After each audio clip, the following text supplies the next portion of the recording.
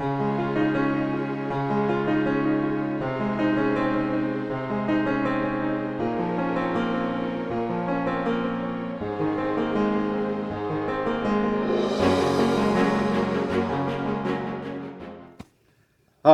I'm Ross Jacobs, and I'm here in Tennessee at Mending Fences, and just talking to my friend Harry Whitney.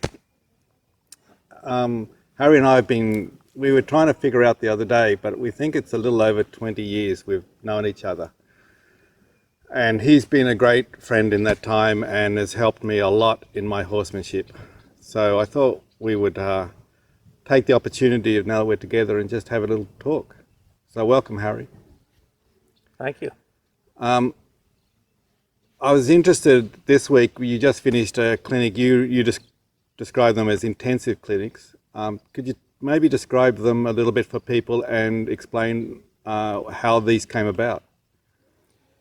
I'm not sure intensive's the best word necessarily, but we came up with that because what I thought of, I'd thought about this for a long time, but then I did a colt starting clinic in Arizona a number of years ago, and when we had set that up and it was going to be a 2-week event, and with that I wanted to do a lot of demonstrating type stuff, give people a lot of different ideas about things to do in that process.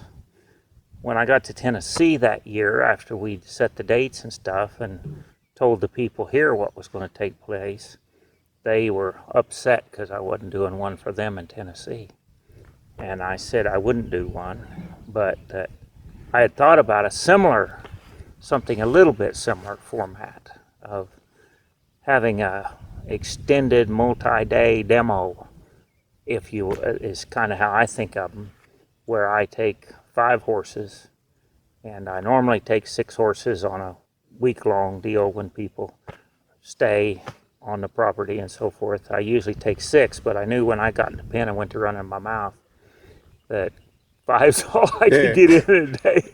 I could kill a half a day with one. So I only took 5 horses, and anyhow, I presented that idea to them to do a demo, work the horses myself for several days, and then so we came up with 4 days. I worked the horses, 5 horses a day for 4 days, and then the owner works the horse the last 2 days while I coach on them. And we've done some that were only 5 days instead of 6, and so the owner only works them 1 day instead of 2. And I'm not sure if there's a huge difference in what people take home with them, but I think that second day, I think a 6 is probably a little better than just a 5. But I do think on my end, the 4 days is kind of the right number, because it seems like by the 3rd day, you often get a real difference. Yeah. Sometimes when things are horse a little stuck and been in the same pattern for a long time, it takes that 3rd session to really things start to change, and sometimes it's the 4th day you get a major change. But it seems like the pattern with most horses is you get some nice stuff the first 3 days, and the 4th day you just reinforce where you got to on the 3rd day so the owner can feel of it when they take over.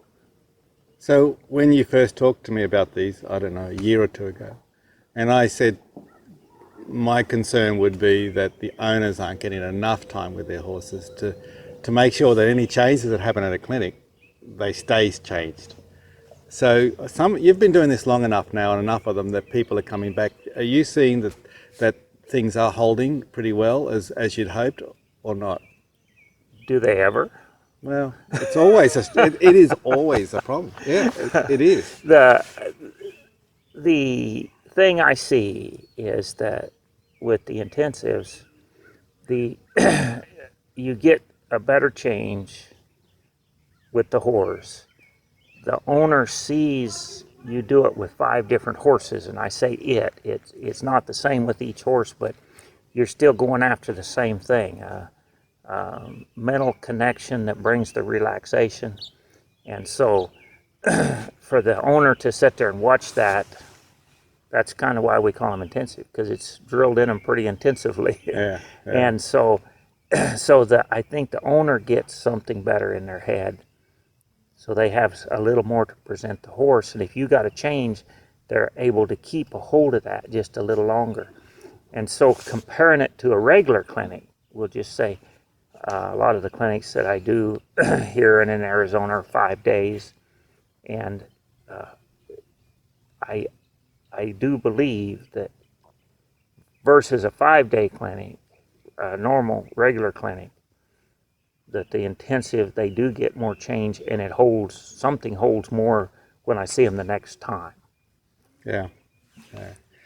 Well, when I first met you all those years ago, you were doing the one-on-one sessions in your clinic format, and I was over here in the States spending 3 months looking at everything that was going on in the horsemanship world, and you were the only one that was doing that format, and it seemed to me you were swimming against the tide in that regard. So why did you decide, how did it come about that you decided to do the one-on-one format when everybody around you was doing groups? Well, I have worked groups along the way too, and I think there's value in both, but to break it down into what I want people to see and think about, it's almost, I should say almost impossible, that's what I wanted to say, to do in a group. But when you're one-on-one, everybody can see, and as soon as there's a small change, you can talk about it, and everybody recalls what just happened and look at it. Whereas in a group, they got their own horse to tend to, they miss what you were trying to get done there, and maybe it's something that very much pertains to them and their horse, but they missed it because they're tending to their horse, whatever situation might be. And so there's a lot to be gained in a group, but at the same time, I want people to look a little deeper at the things a horse is presenting that tells us where they're at in their feelings and what they're thinking. And that's hard to do in a group setting. Yeah. Well, I mean, I like the groups, and why I adopted it after seeing you is because basically someone brings a horse to me. I don't have to do a formatted clinic where everybody's doing the same thing, because you'll get horses that don't need that, or riders that don't need that thing, or if they're doing okay but they just need a little help, they don't get nearly as much attention as the ones who in a group situation are in trouble, and then you have to devote more time to them. And it seems a little unfair because they're all paying the same amount, so they deserve the same focus. But the advantage that you have over what I do at home, I think, is the fact that a lot of your clinics, they're almost residential. Right. And people are required to be here from 8 o'clock in the morning till the last horse is finished at night. Where the situation at home is people can come and go as they like because they don't live there. And I think some people lose out because they'll often come for their session, maybe 1 or 2 sessions either side of that, and they miss out on missing the whole thing, the whole deal. And I think that's a disadvantage for me. If I could motivate people to come for the entire day and ask questions and get involved in discussions, I think people would get more value out of that.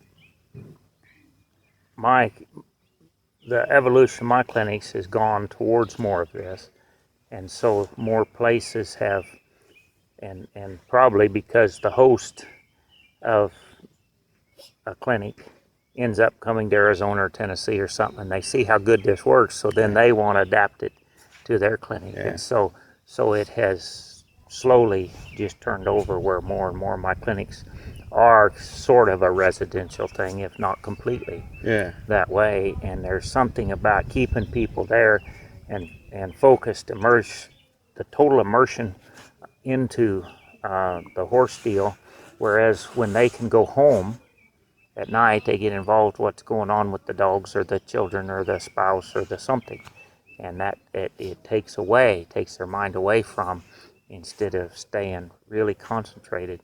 And where I try to have discussion time after breakfast and after lunch, and we can entertain questions and delve into some things.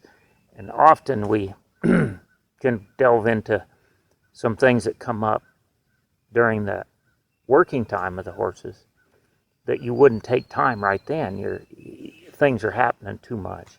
And so with nothing in front of them to distract their thinking, people often take in more when you're sitting talking and answering questions. So if people aren't there for everything, questions are going to come up about, and then they don't know what. So people end up getting there for everything if they possibly can, and that makes a world of difference in the continuity of the whole thing. Yeah, I think that's right.